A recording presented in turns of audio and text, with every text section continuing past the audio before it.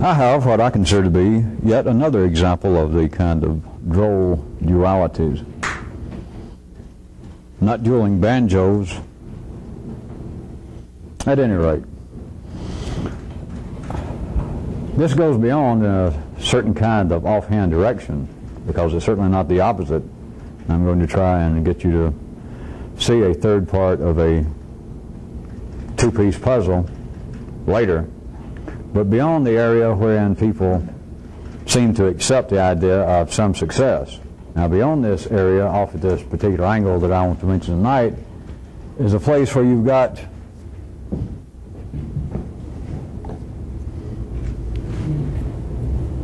I don't know what you'd call this. How about some sort of broken, incomplete seesaw, until I can think of something better.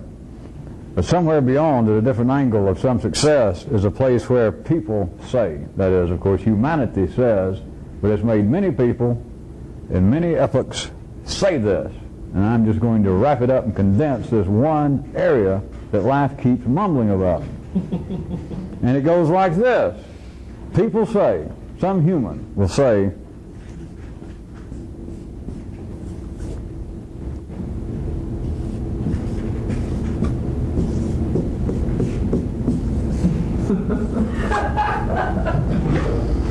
all right, all is wrong so long as all is not right. Well, think about it a second. It's not all that arcane,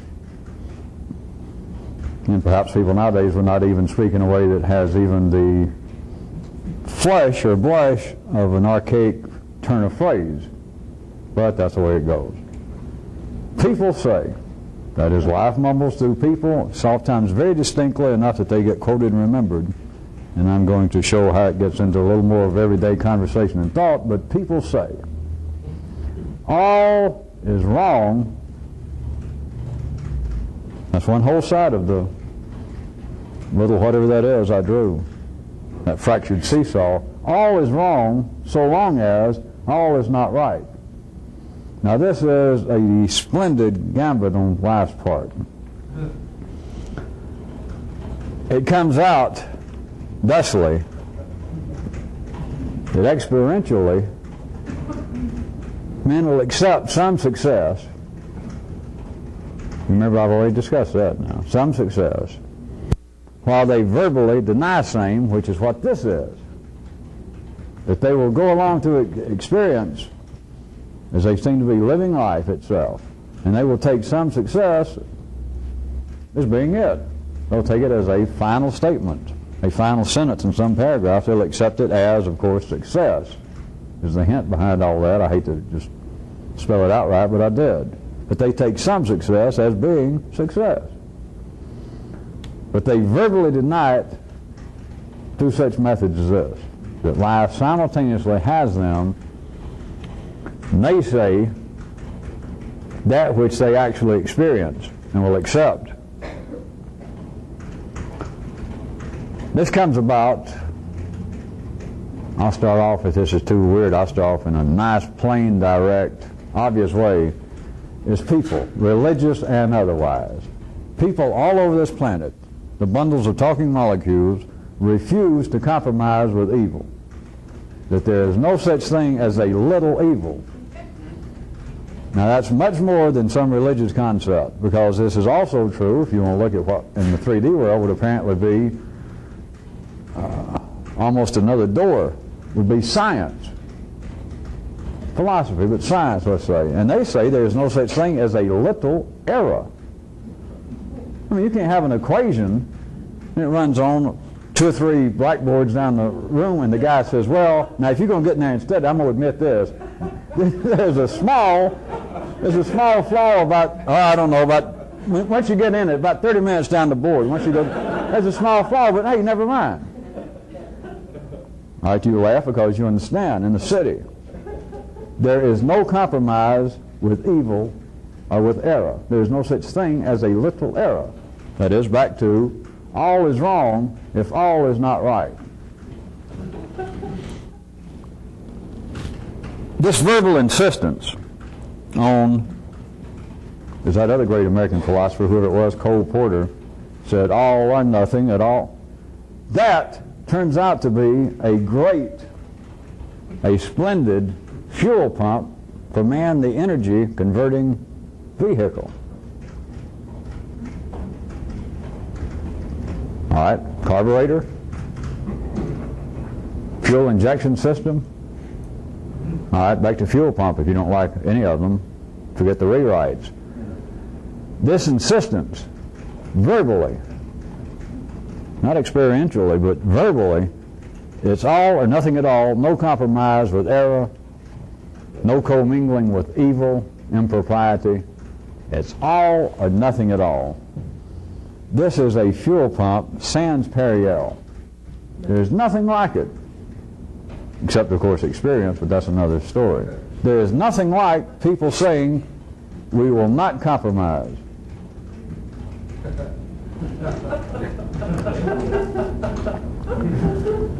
It is like a fuel pump having its choice, having the apparent choice of, well, all right, I'll pump for a while, and I won't pump for a while. I'll move the fuel along into the block, and let's see, for the next 30 seconds I will not.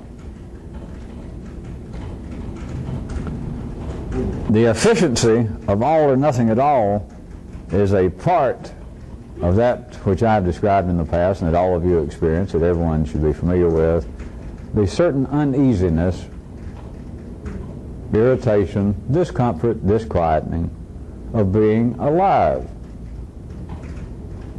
Part of that is, unrecognized, is this verbal insistence that all is wrong if all is not right, or all or nothing at all.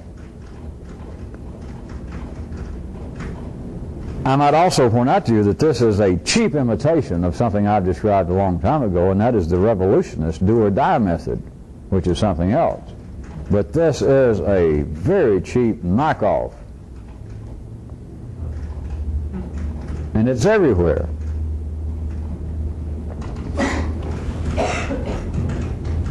This is possible.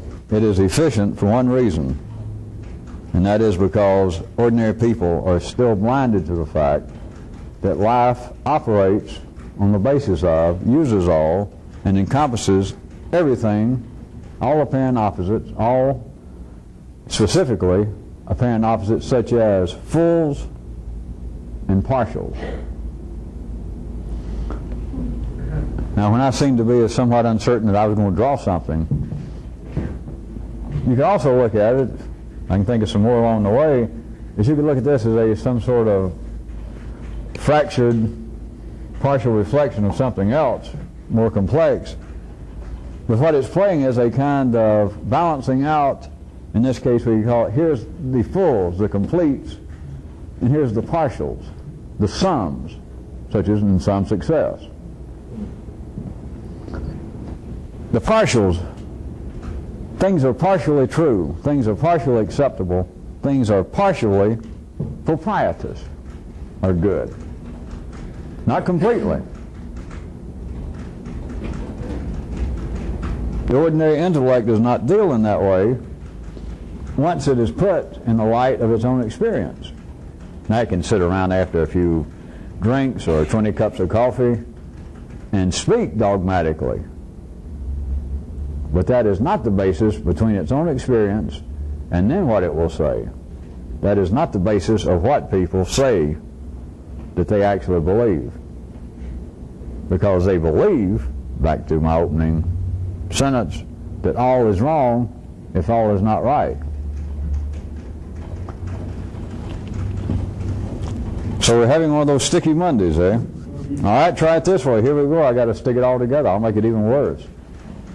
It's the combined, unbelievable, unavailable effect in the city that partials, incompleteness, inconclusiveness is fine. It's great. Coevally, absolutely coevally with, listen, it's all or nothing at all. Well, you're dragging your feet, fooling around here. That's what it amounts to. That's what this, whatever the hell that is sort of represents. It's not either or. I didn't draw it as a seesaw, although I admit that was the first thing that struck me when I started to draw it, and I knew I couldn't draw a seesaw simply because everybody can draw a seesaw. But it could appear to be an either-or situation, the true or false, the full, the empty. I could tilt the seesaw, and over here would be the full, the complete, and on the other end would be the partial, some. But all of that exists. The mind believes in such things as, well, this is only partially true. How can something be partially true? What you're saying in essence is, well, this thing partially exists. Well, where's the rest of it? Where's the rest of it? Is it outside the room? Is it outside the door? Go get it. Where's the rest of it? How could the mind even conceive of something being incomplete unless it was complete? How would you know it was incomplete? You've got to have some notion of completeness. How can you believe? How can the mind, skip believe for a minute, how can the mind think that something is not completely right since it is at least partially wrong? Because it is saying then that there is something lacking, there's a piece missing. I ask you again, since that got some reaction, where is that piece? Where, oh, where is it? Under what box, behind what rock, around which corner in the city is the thing? Who has it? To say, well, your idea is partially true. I can agree with much of what you say. All right, the part you don't agree with, where is it? Where'd it go? Or someone says, there are certain aspects of your life and your behavior and what you say that I find to be good and encouraging. But boy, some of what you do, I've got to find fault with. You are not a completely good, decent person. All right, the part that's missing on me, who's got it? You noticed it, and I respect you, so you pointed it out. Tell me who's got the parts that would make me really a full good person, and we'll take care of them. I assume you'll help me, but if not, I'll go get it. Where are they hidden? Where are the missing pieces? And some of your laughter, of course, shows that you understand that there is no such question as that in the city. If there was, there sure as hell is no answer to it.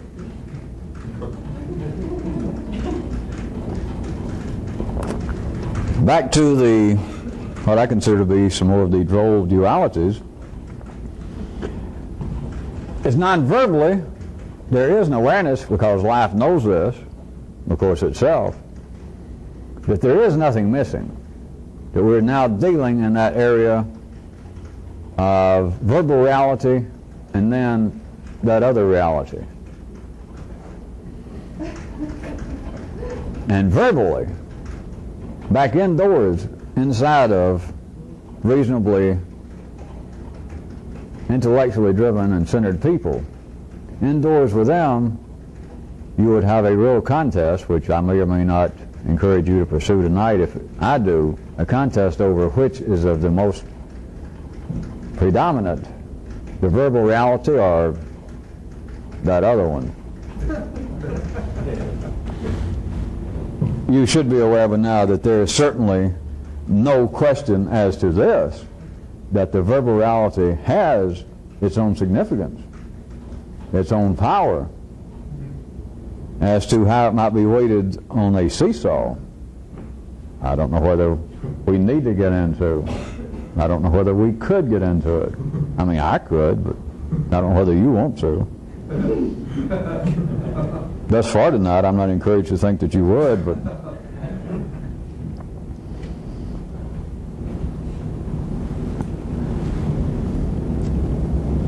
since we're having a certain amount of difficulty, I'll just take off in other directions and you see what happens.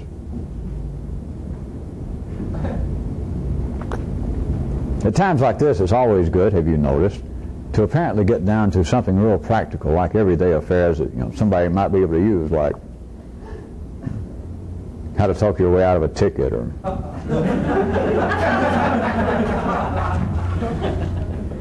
how to beat the IRS, how to good new pickup lines, something like that. All right, so here's one. We'll just leave that whole subject. We'll just leave that whole area.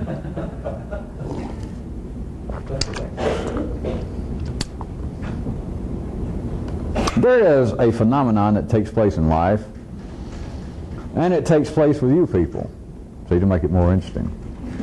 And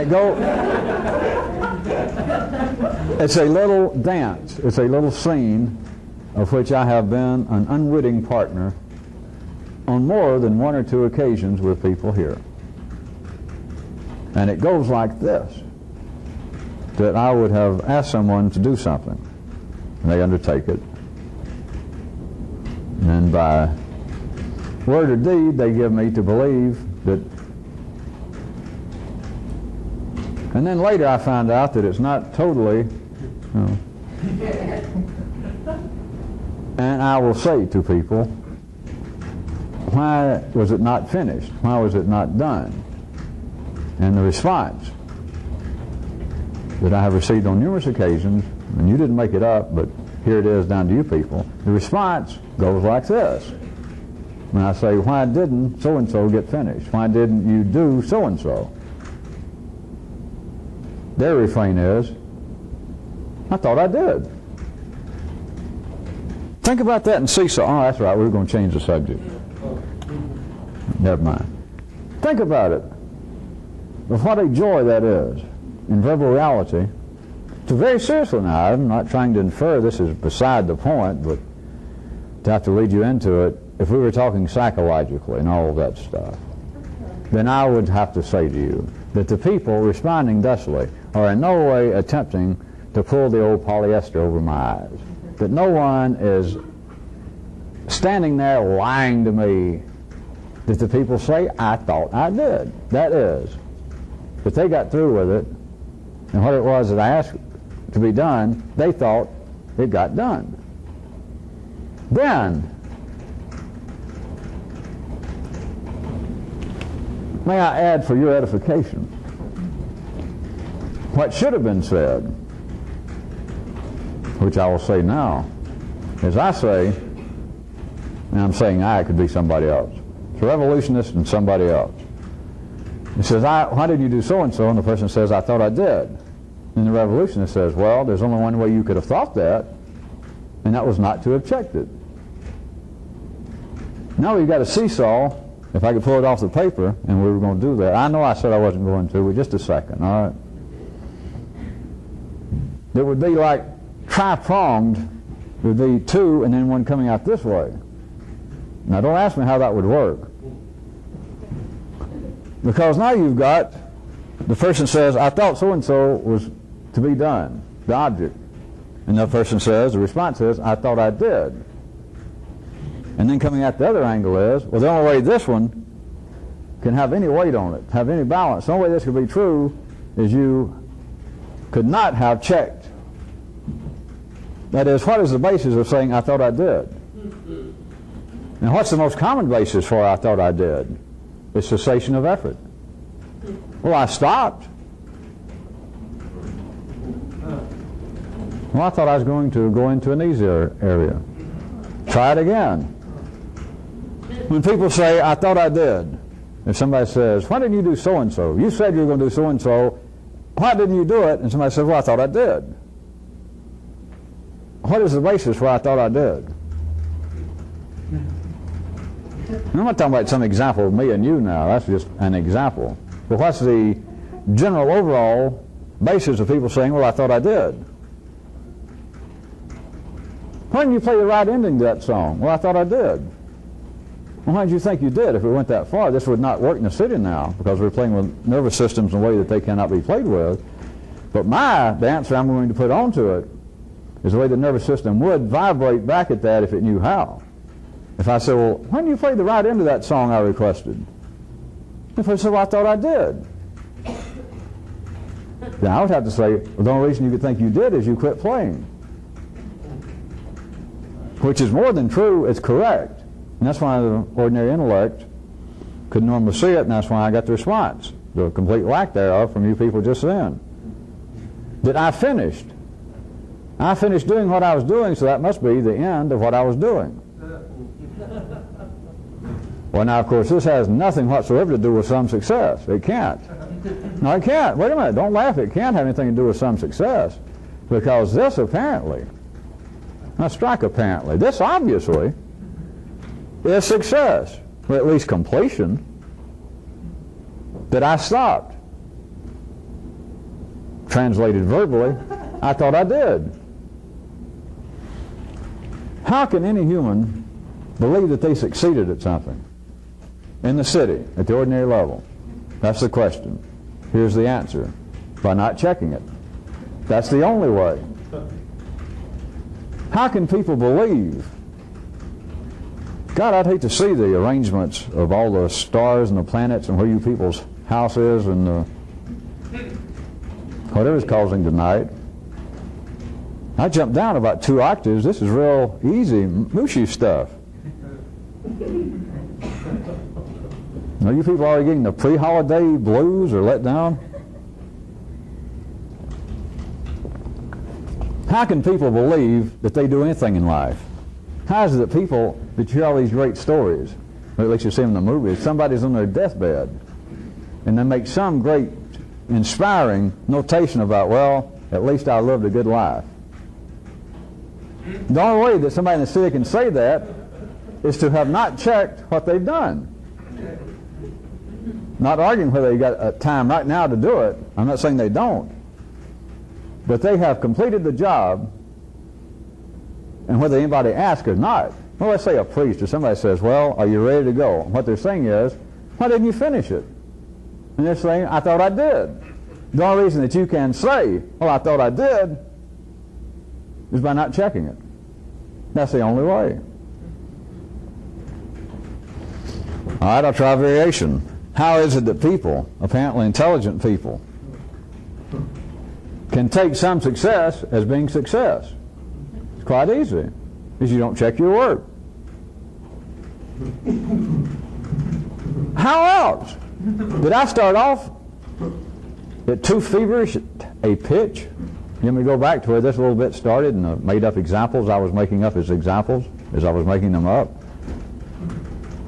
One person asked another person, would you go fix the wiring in the bathroom? And the person says, fine, I'll take care of it right now. And you say, the lights are not working. Sometime later, you go in, that you ask them to do it, you go in and you turn the lights and they don't come on.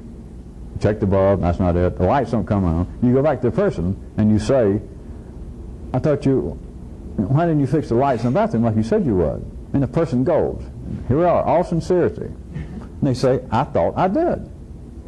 And you would think to yourself, if you could think in such a way, if you were doing this non-cynically or sarcastically, you would say, well, the only reason I'm going to take you at your word, knowing you as an honest, upright citizen, assuming somebody that can do wiring is an honest, upright citizen, but no electricians right now, especially if you're a union.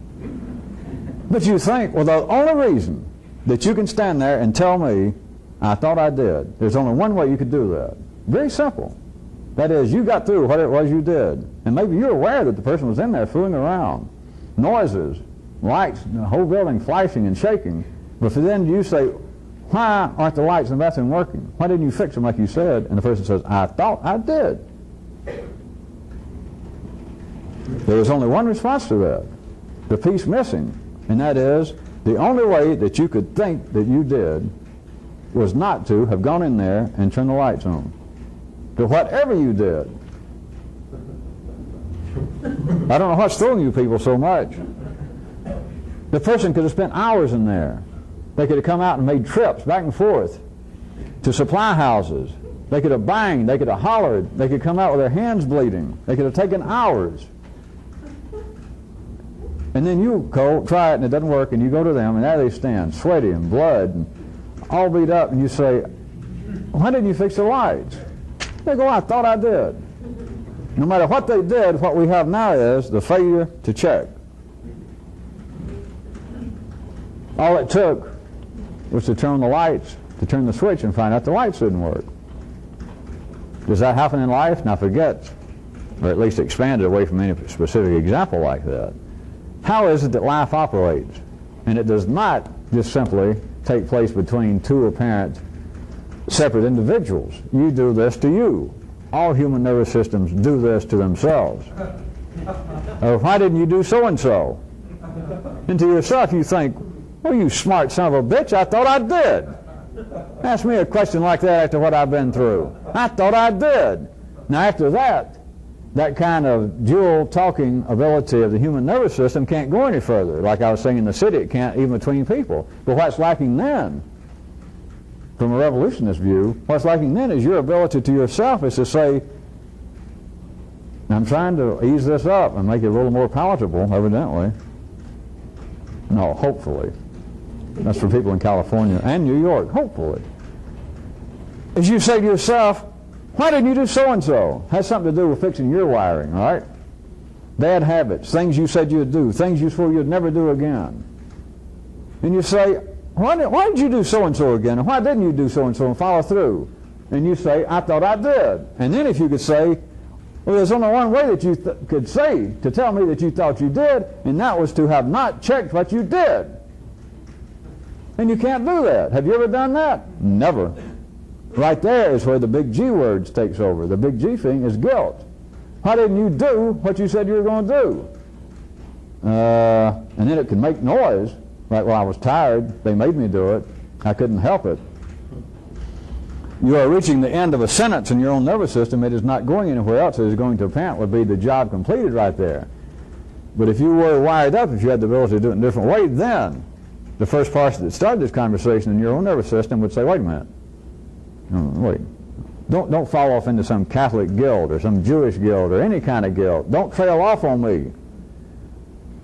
If we're going to be intelligent, let me ask you this, or let me point out to you, the only way that you can tell me, that is us, that I thought I did, there's only one way. You got to be a complete idiot. You got to be a dumbcoff. You simply did not try the switch again. Have you ever done that to yourself? Nothing. Not even close. Because humans are not wired up to do that. And so you take the kind of trailing off. You take the statement, the reality behind the statement of I thought I did. That's almost like the Word of God to people. The reality of it, the effect it has on the nervous system. I thought I did. And ordinary people, what are you going to do with that? Well, oh, okay. What if you paid an electrician? What do they get? $40 an hour, $100 an hour. And the guy works, and he gets through, and you say, is it everything's fixed? And the guy says, fine. He gives you a bill, and you pay, and he leaves, and you go in there and tell him to switch, and it doesn't work. And you call, waiting for him to get back to the shop, and you're mad as hell, and he answers the phone, and you say, this is me, so-and-so. He says, yeah. You say, I thought you fixed those things. The lights are not working. What happened? He goes, I thought I fixed them. Now, of course, out in real life, it may not stop there. But you understand, it is a serious, it's more than a comma. It's really more than a semicolon. It's very close to a period. As I said, it may certainly go on further, that he either comes back or you sue him and all that kind of stuff. But right then, it is almost a period that he says, and you hear the sincerity. He said, well, I thought I did. And then he may say, all right, look, I can't come back, of course, tonight, and it's Friday. So I'll be back Monday or Tuesday. As soon as I can catch up, I'll be back. But it apparently has stopped right there, and it even will affect you when he says, well, I thought I did. And let's assume that you're a fairly intellectually centered person, and you would, in a sense, think, well, he can't be lying. I mean, what was the hell of him staying in there 4 or 5 hours and doing that? I saw him working and sweating and getting parts. And now he says that, of course, there'll be no charge because it's guaranteed. And so you take it that he says, well, I thought I did. And so it seems like just this side of a period, at least that paragraph. Maybe you got to start all over. In life, if life made people check their work, I remind you again, we're not talking about playing pianos, fixing wiring. The work is being alive. But if life required that people check their work as they go along, what would happen? Well, you could jump right in and be pretty straightforward, if not sarcastic, and say probably nothing. You could say that. I won't say that for you. But we could say this. The tempo of life would slow considerably. I'm not saying that if you said that things might just stop, I'm not saying that's incorrect. But at least I'll tell you that things, I'll admit, would slow considerably.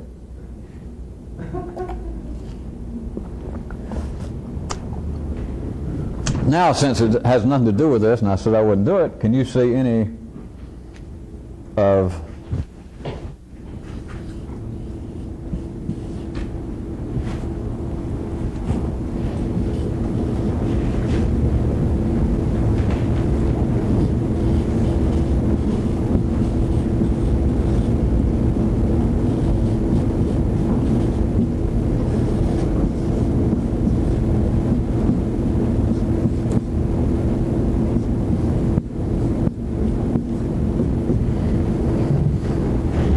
what I did, what you did, and then the balance point being either versus or combined with, which is the same thing, believe it or not.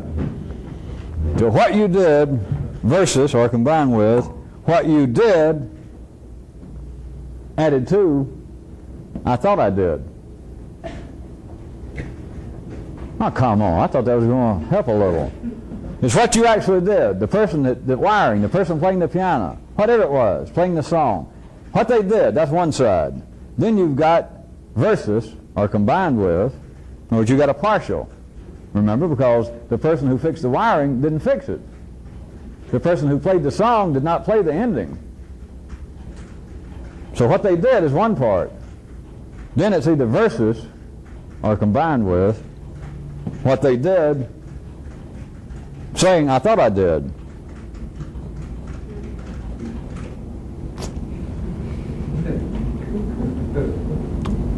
It's difficult for me to say this, but perhaps it's too simple.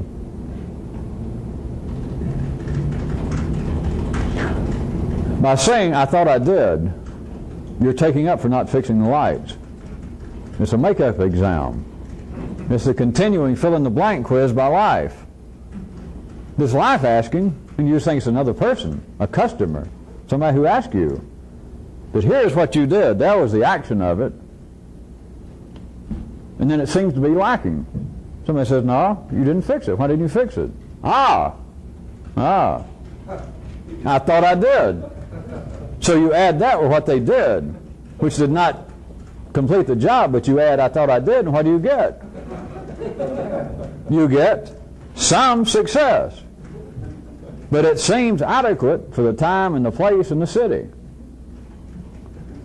Now, if the electrician takes your word, even on the phone, or say he's still there, and you paid him, he's about to leave, and you go in there to try it, and it doesn't work, and you say, come here. The lights don't work. What? I thought you were going to fix the lights. And he says, I thought I did. So there he stands. You both see that the lights don't work. Both of you. There's no argument about it. So you have what he did. You have the action, what you did, and it was incomplete, right? That the job did not get done, and you both agree. The attempt, the purpose was not fulfilled. So what makes it at least, and temporarily it can be a long time, temporarily can be a long space, but at least right then, what takes up for not doing the job, for not completing it? All you got to do is add, well, I thought I did. Yeah.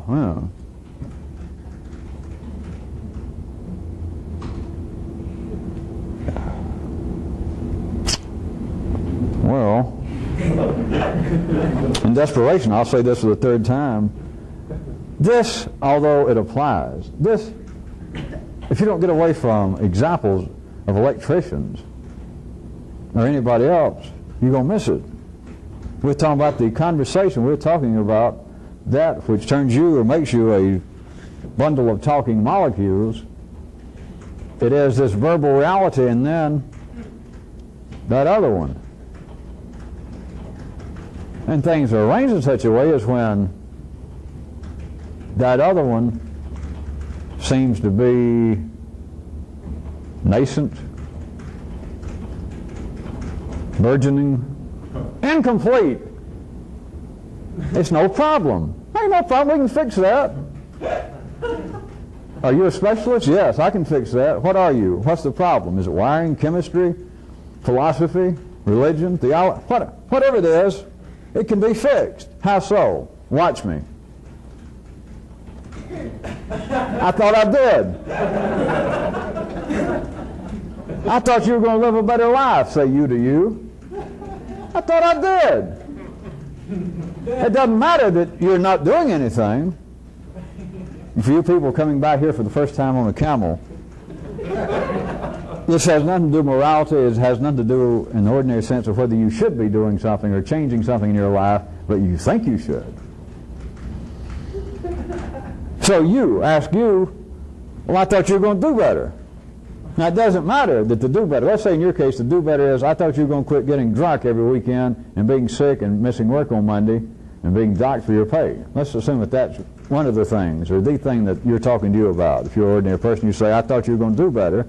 And here it is, it's Monday, and we're laying under the bed or under the car, still out in the garage. We're late for work. I thought you were going to do better. What do you say?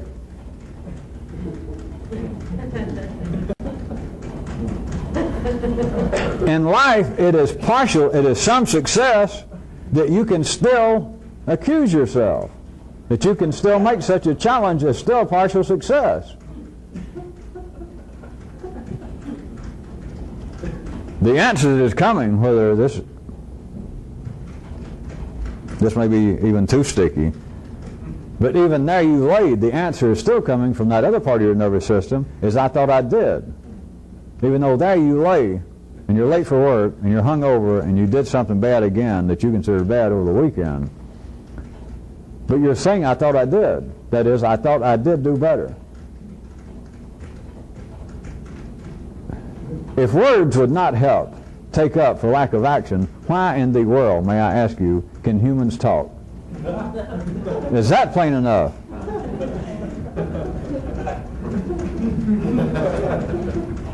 If you did everything and anything, put another way, any and everything that you ever did, if it completely satisfied you, what would you have to say other than hi? What?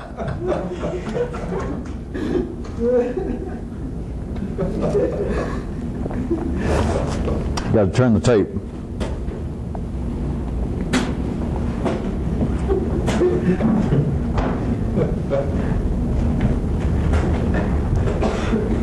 That's on.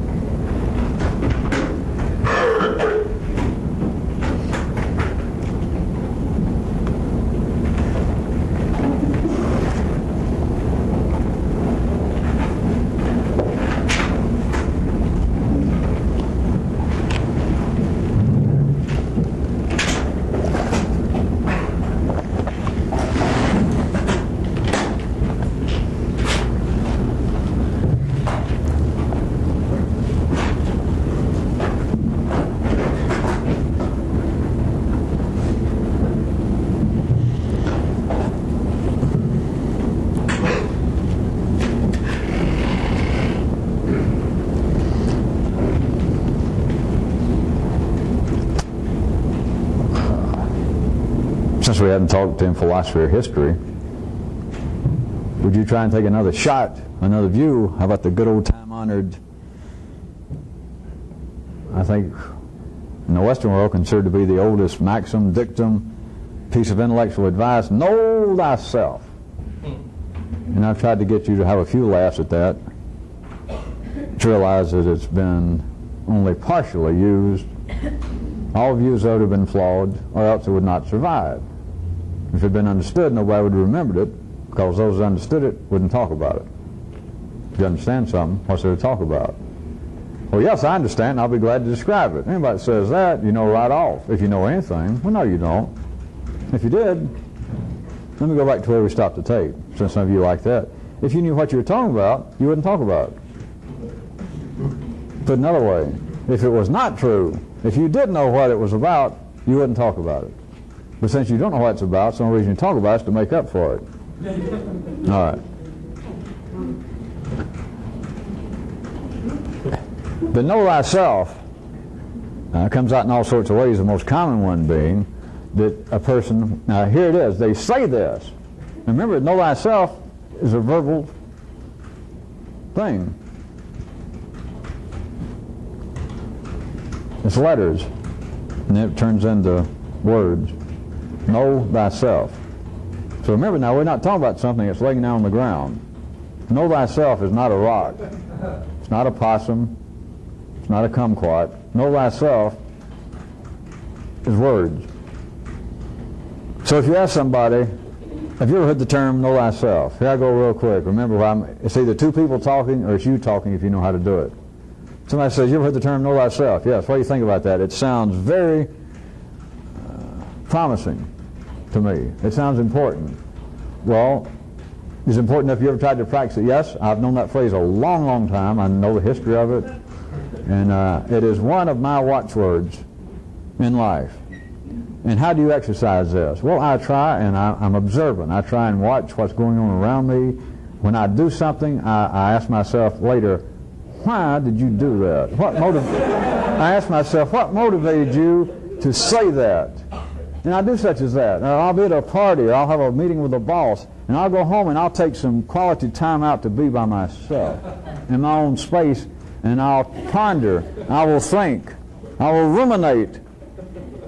Why did I do that? All right, some of you are already laughing whether you know why or not. I got to suggest to you that if that's know thyself, you're in for a long, cold winter. Not only you, but humanity now for 3,000 years has been repeating that bromide. And you see where it got them. Well, the population of Minnesota and North Dakota is increasing, if that gives you any idea. Know thyself. All right, let's talk about it, says the responder. After the action, after the fact. That is, I'm going to take not knowing myself on one side, the incompleteness, that is, I did not get the wiring done. I'm going to take that. And I'm going to add to it that after the fact, I ponder as to why I don't know myself.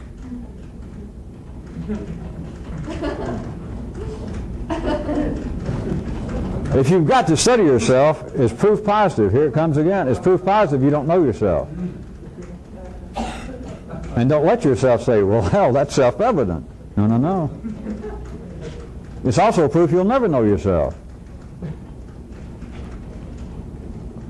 Try it again. Know yourself, the way it's used in the city, is not an action. It's thinking of action.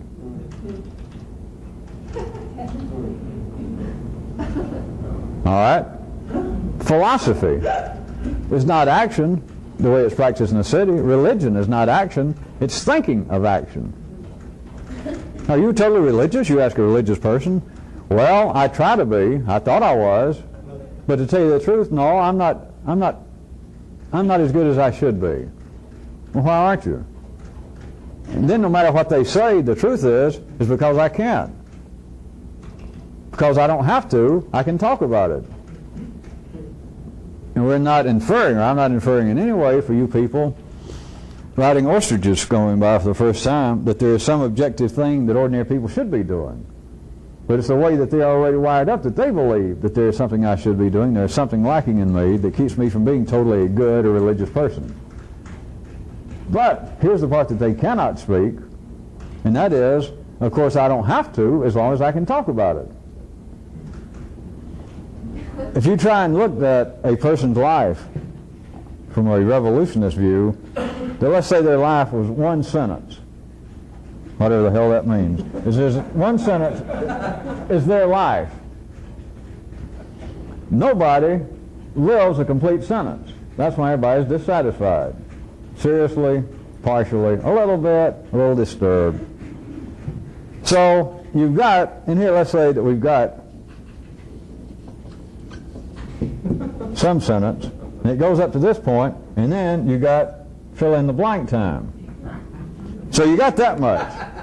Everybody got that much. You had that much before you met me. You'd had that much no matter what happened. Everybody's got that much. Your IQ is 40, 140, you got that much. Tall, short, man, woman, educated, not educated, everybody got that much of the sentence. Okay? The rest of it. And let's say your sentence is, I want to be religious.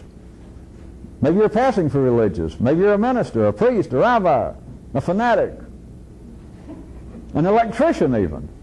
So you got this much. But then, if somebody asks you, either out there or in here, if you know what you're doing, they say, are you a complete sentence? Are you really religious? Are you an electrician? I'm not talking about some shade tree electrician. Are you an electrician? Humans know this, because life knows it, that I do not have to be. This part down here, see, remember I said the sentence being someone's life, that is action. The actual experience of it. There's the knowledge that goes unanalyzed. The knowledge is I do not have to be, thank you, truly a real rabbi. I don't have to be a truly competent electrician. I know what you're asking. I don't have to be. You're inferring that there's some piece left in me. This can be you talking to you, I remind you again, that there is a piece lacking. That's no problem. Is that equally well-known American Southern philosopher John Lee Hooker used to say, that don't confront me. What you're going to infer is lacking in me? It is not lacking because I can talk about it. Everybody's got this. Everybody's got a hole somewhere. No problem. You fill it up with what?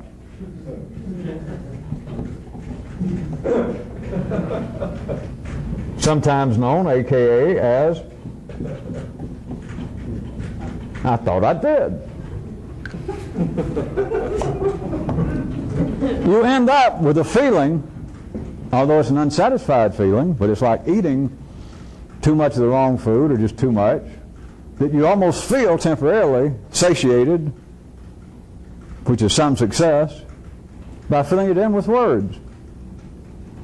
The hunger comes back, the way all hunger does, but you can walk away. The electrician can walk away. A man with a collar, a man appearing to be religious. You say, wait a minute, I just saw you come out of a bar. I just saw you coming out of that funny-looking house zipping up your pants. I'm not sure you're religious. And you say, wait a minute. And all you got to do, you feel like, well, somebody's found the flaw. Somebody's found a lacking in my sentence. Wait a minute. All you got to do is fill it in with words. Verbal reality. And I can't stand here. We don't have time. We can do all the examples. One is you turn on other people. Say, who are you to accuse me? Well, you don't know what I was in there for. I was praying for those poor women. Then I spilled something on my pants.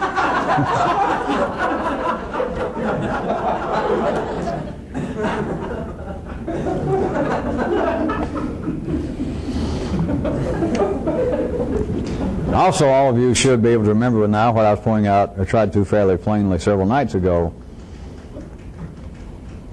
For me to suddenly say that everyone, in a sense, can be satisfied at that moment. It's like finishing one meal. You're going to be hungry again, so it's not a period at the end of your sentence, but it's like a period at the end of that one sentence that man of the cloth can explain what he's doing coming out of there with stains on his pants. The electrician explaining why he worked for 5 hours and still, when you do the switch, you and everybody else knows this, that you can temporarily end that sentence. Now, if you want to really get crude, you can weasel out of it for the time being very simply. Very simply. Everybody does it continually. You fill in what's lacking with talk. That's it. You do it continually. Everybody does it. Is every dance that you're doing, both out there and internally, every dance has the potential, and very often, if you'll notice on your own, the potential is executed, that the dance does not reach a satisfactory conclusion, that you don't get to the end and the song goes da-da-da, even if you're just dancing for 30 seconds or 30 minutes, da-da-da-da, and one final dip, da-da-dum-dum, and the band, the piano player hits that nice final chord, the one that you recognize is the end of the song, and you and the person got through, you didn't hurt each other, and it's like you both seem to have benefited, enjoyed it, and you thank you. That doesn't happen. Even among friends, even among family. It's like you reach the point. There it is, and you went, and you saw your mother, and you sat there, and you spent several hours with her, and you ate all the food you could stand to eat. And then you got to leave, and just you start to leave. It's not picking on mothers, so anybody that's a mother, don't write me. Anybody that's a mother, it ain't right. And then you get to leave, and you say, well, I've enjoyed it, and I'll get back more often. And your mother says, yeah, you always say that. So there it is. You didn't get to the point of a final nice step. It's her saying, why don't you do better? Then what do you do? It's not a matter of action. We're not faced now with, let's assume that you feel like I should. Forget why you should, where you got that, never mind all that. That you, the person, feels like I should. That's what, if you did it. Action. If she says, you don't come see me enough. You always say you will, but you don't. All right. It feels like that the dance, my sentence vis-a-vis my mother right here, is incomplete. What would complete the sentence? It's obvious. Action, that is, to see her more often. But is that necessary? Not on your fat ass. Do you do it? Not necessarily, because it is not required. What is? What will fill it in right then? To get you out into your car and she's following you out in the yard. What will apparently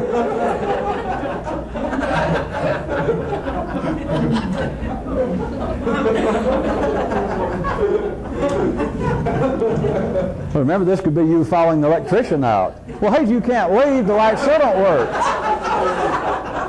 Does he have to actually come in and fix the lights right then? Do you have to turn to your mother and say, all right, wait a minute, I won't go, I'll come back for a visit right now. We'll visit. No. All you have to do is fill in what seems to be lacking with talk, with verbal reality. You say, you're right. I know I've said I'll come back more often, but I swear to God, I'm going to start coming at least every other Saturday. I'm going to be up here. I don't care what happens, I'll do it. Of course, you've got to abandon all kinds of ideas of truthfulness in the city sense and all that. You just need to see what's going on, that the way your life is arranged to move energy around, that you fill it in with talk. Somebody noticed I tricked you when I said I was going to change the subject, not talk about that, and I'm right back talking about it, because now, see, some of you are beginning to see it. This is all a variation. It's all a version of I thought I did. Because all you got to do to make I thought I did fly is say it. And everybody else is stuck for an answer. That is you when you say it to you. That your mother says, why don't you visit more often? And you say, well, I will. And she says, yeah, but you always say that. You say, yeah, but I mean it this time. Which is, I thought I did.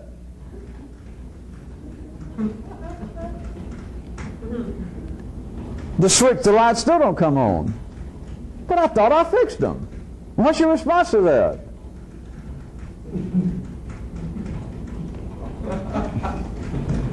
What's your response to you? Why don't you do so-and-so? Why don't you stop doing so? Why don't you change in such and such way? I thought I did. Not the result, not the complete execution, but that is, I thought I was working on it. I thought I was attempting to change. And you say that to you.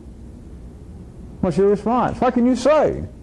You dumb, you liar? You don't say that to you. You don't say it to your mother. You don't say it to an electrician. Not just on the surface. If everybody appeared to be doing what they said they were going to do, to fix the lights, to be your mother, or to be your son, Mom. So everybody, it seems at face value, we're not talking about some extreme, untoward situation. That we're just taking things at the face value as this scenario seems to be going on. One person's trying to do such and such at the request of another. There's a dance going on. They both seem to be sane. And then one of them suddenly says, you didn't do the correct stuff. You did not do what you said you were going to do. What you said that you should do. Another person says, well, I thought I did. What they're saying is, I thought I was trying. And what do you do if you're civilized? And you've got your own fairly comfortable indoors. Another person seems as though they do, and they seem to be sincere, and they open up their little doors and windows and go, well, I thought I was. I thought I did. All you can do is both of you sort of sigh and say, well, I guess it didn't work out to our satisfaction, but, we'll meet again Monday or next time. And it seems to be almost a satisfactory, a temporary one, the same way as eating, that one meal. It's like, well, all right, we'll stop it now. But over the long range of one's life, that passes for success. But once you begin to see the way things are arranged, you should have some other view as to why people do seem to be somewhat less than totally satisfied.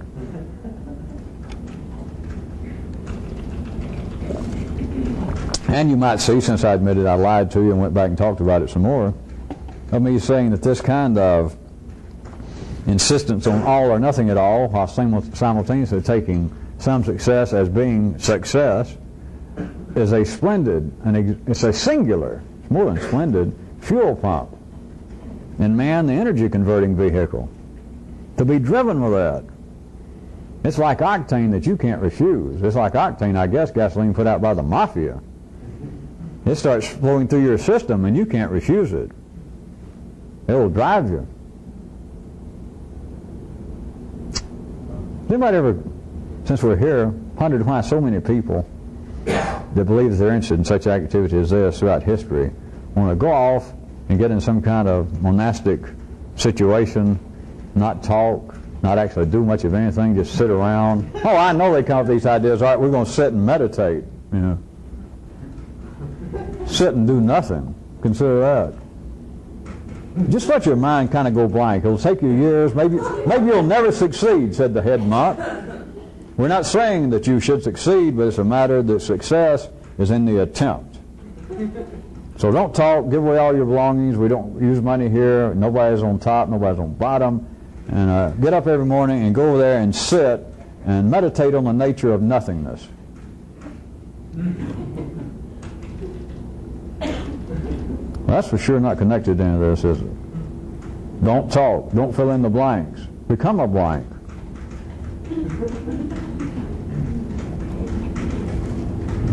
If you're getting at least any better with these kinds of things of me describing pictorially an incomplete sentence being a life, from a revolutionist view of trying to wrap up some of this would be not only the possibility of completing the sentence, but anytime you're faced with what seems to be a situation of two potentials, all of you should remember this: either one of them will fly for a revolutionist. That is, if you can't fill in a sentence, it would be equally as well if you make the whole thing blank, which I was trying to hint to you is what they're doing in a crude way. It's on the basis that I've always wanted to pursue some kind of secret knowledge or trying to develop some kind of new consciousness, and you end up in the right conditions. If you're the right wired up person, you could end up in those kind of places. It's all right. We have such a place. We're all interested in that, so you can join us. We like the cut of your, or the uncut of your jib, according to, I guess, whether you've been circumcised or not. And they say, all right, you can come in here, but what we do is give away everything, just wear this one robe, we all look alike, nobody has any money, and you just, all you do here, rather than take care of the place a little bit, the rest of the time, you go over there and you sit and you try and meditate on the nature of nothingness. Huh? You got it? And you go, yeah. It's a crude way that they're attempting to turn the sentence in to a complete blank, to take the parts that are blank, and they're not asking, but they're apparently, the whole school, the whole group of people are not involved, that we're trying to increase what we know. We're not trying to increase our intelligence. We're not trying to increase our knowledge. We're not trying to increase our ability to act. They don't look at it this way. They got other descriptions, I know that, and I'm not going into them. You can read them as well as I can. But what they're in a sense attempting to do is, rather than fill in that, because you always got to remember, or try to, that when you're faced with this, if you know how to do it, that you got two choices. You got the incomplete sentence. In the city, they'd say, well, all right, if this is going somewhere, to take what you're saying emblematically, you assume, that the task of all this is to fill in the blanks, to make the rest of this of what you do know, what you have known, what you can do, is to complete the blank. But it is equally true, if you know how, if that doesn't work, or if you're just a smart ass, is do it backwards. It's to get rid of this and make the whole thing blank. Now that's what they're trying to do without knowing how they're doing it. And of course they only succeed, or only reach some success, which is enough. Somebody remember where I left know thyself? Know thyself is an incomplete sentence in as much as everybody treats it as a verbal reality. And they have to talk about it after the fact. How could you fill it in? How could you act it? Not think of acting it. Well, let's really get dirty. Tell me what you're going to say next.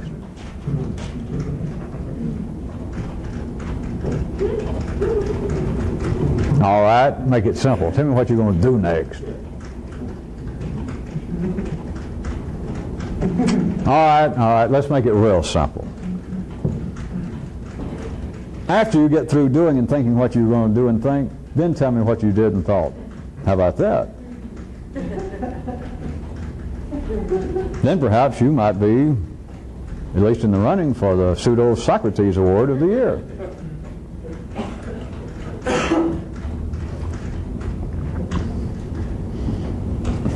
as long as we're having such a night, what passes, a few of you are trailing along, what passes for ordinary intelligence? What is ordinary intelligence in the city? Is it right now? Is it action? It's filling in the blanks with words. Now it's necessary, that's proper in the city. But is that intelligence?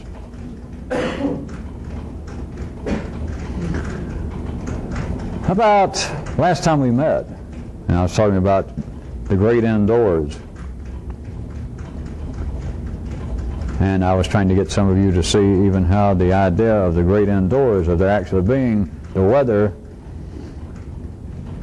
all-encompassing, all effective insofar as we're concerned, but then pointing out the obvious in a certain way that there is a difference in being out there in the weather and being indoors in the weather. The weather's still there and it's still affecting us, etc. And I tried to get some of you to see that this is connected with the other, or another, great duality of acting and thinking of acting. And I gave a slight hit and run to this. And I'll back up and try to run over it one more time a little bit. Okay, let's agree to this. Let's agree to this. Thinking of acting, TOAing, is necessary for planning.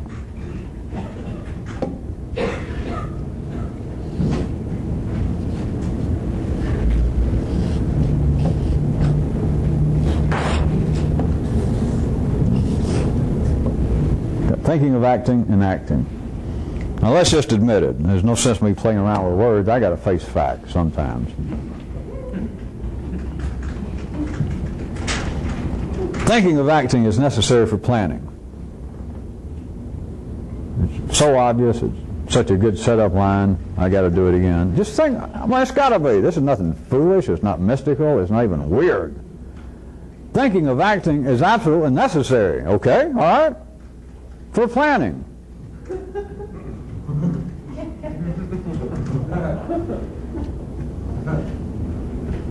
Are you ready? But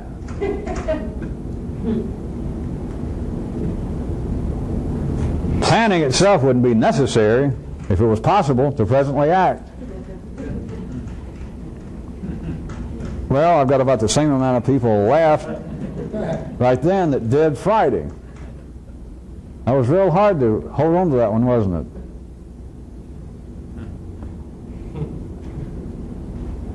Okay. Thinking of acting is necessary, okay? All right, I'll admit it. Thinking of action, okay. Okay, thinking of action is necessary for planning, comma. But planning wouldn't be necessary itself if action was possible right now. Think about it. I don't care what the plans are. I don't care whether it seems to be intellectual plans or someone wrestling with some new physical theory in physics, or somebody wrestling with attempting a mathematical proof of something. I don't care whether it's somebody wrestling with statistics, trying to come up with a new principle in psychology. Now all of this, thus far, there's nothing that I've said verbally that makes the city and its institutions and disciplines and efforts open to some ridicule yet, right? Well, if you want to listen with 2 ears, that's right. That you've got to have planning. But now if you've got 3 ears right quick, planning itself is not necessary if action was presently possible. As always, even verbally, there is a piece missing in my first version. It's not that I just willfully left it out. It is that it is not really subject to three-dimensional verbalization, but here goes anyway. The planning itself would not be necessary if action was presently possible. Now, the hidden piece in there, the kicker in that is, if someone knew what the action was that would be possible right now. The fact that they don't is why they must plan.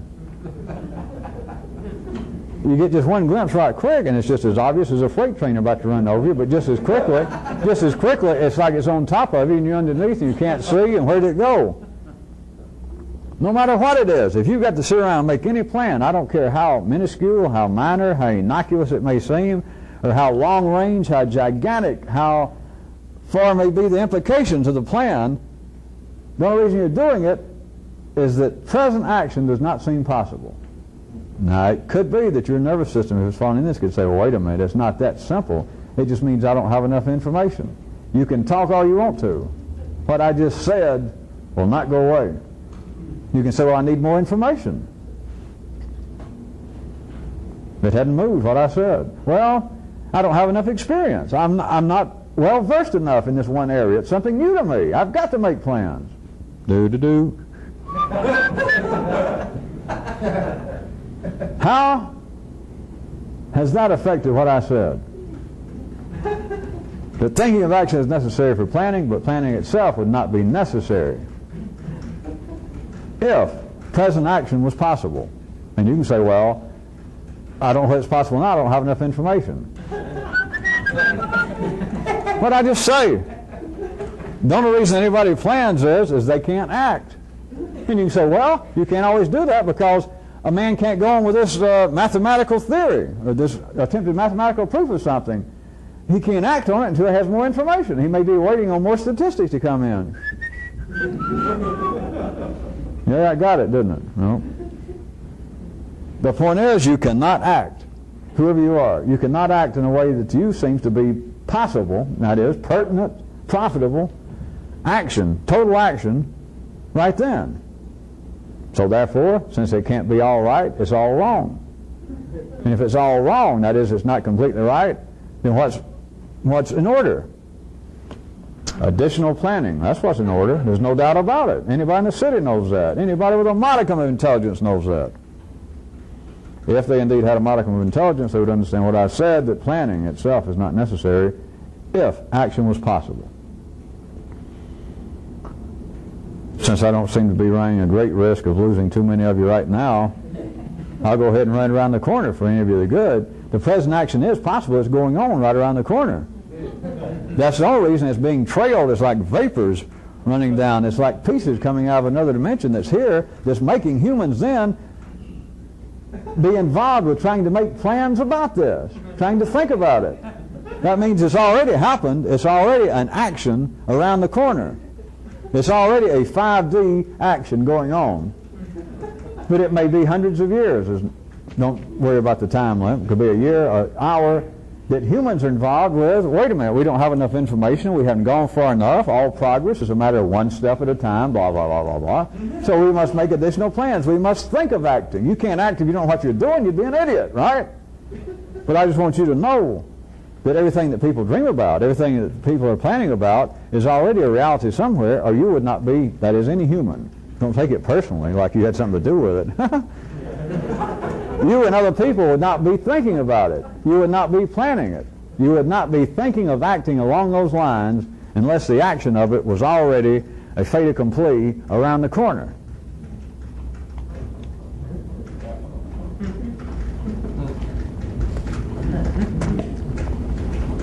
How about an aside to another side? That's why in the city, those people that think they're interested in those areas about predicting the future, that's why it's a waste of time. There's nothing to predict. The future is. Yes, but wait a minute. Let me look into these tea leaves. What do you see? Tea leaves. You know. Now we're getting somewhere. Let me say what I believe will happen. Of course, part of what's going to happen is you saying, let me tell you what I believe is going to happen. I could have told you that. You want to hear the future, get somebody, a guess that says, I'm a fortune teller. I'll tell you the future. You know what they're going to do? Is they're going to tell you the future. There it is. It's already happened. That's the only reason you have fortune tellers. They've already happened. That's the only reason that you have people saying, I'll predict the future. If you understand, it's just another great example of the hole in the wall that you can't get through. It's not that the future can't be predicted, it's that the future is already predicted. I mean, it's more than a waste of time. It's a waste of a perfectly good possibility of wasting time. But you cannot, there's no such thing as predicting the future because it already.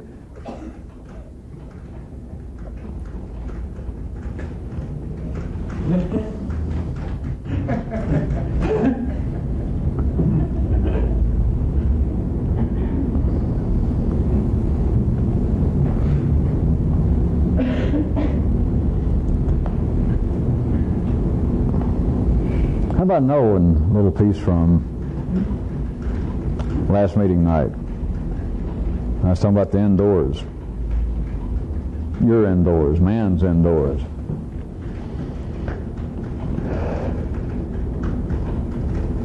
A very common sentiment expressed amongst humans, they will say to one another, come on inside and get out of that unpleasant weather. Let's jump into an elusive version, which is always closer to a non-elusive version. Should be saying, come on inside you and come out of that unpleasant non-you.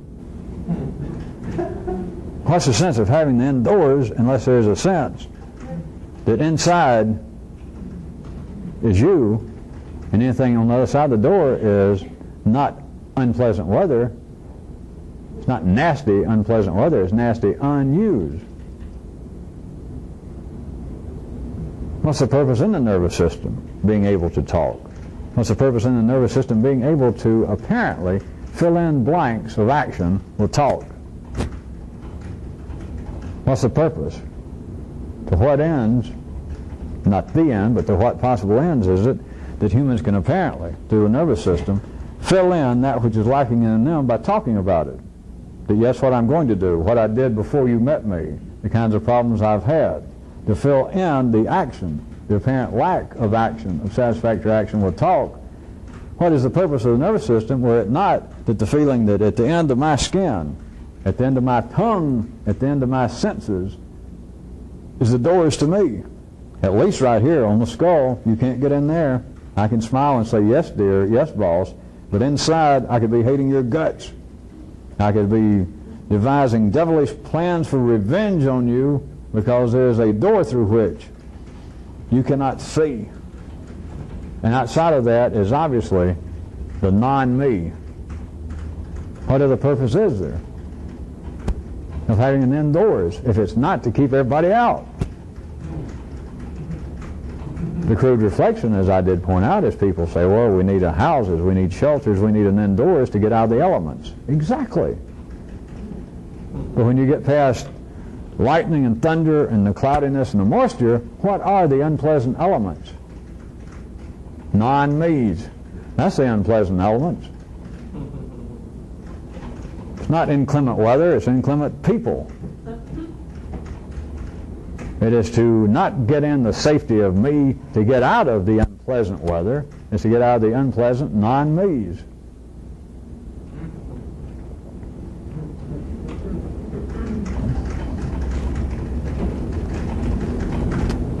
Well, I guess if we took a vote, some of you would say it had been quite a... Would it be a journey tonight or a few hours?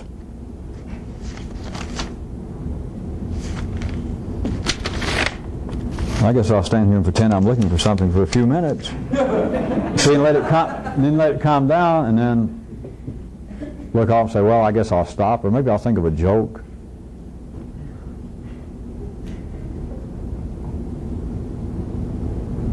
Or maybe I won't.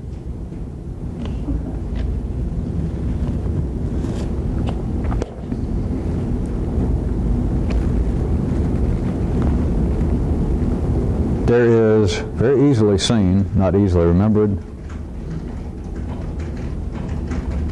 not open to classification and measurement by city consciousness, but there is a verbal reality and there is that other one.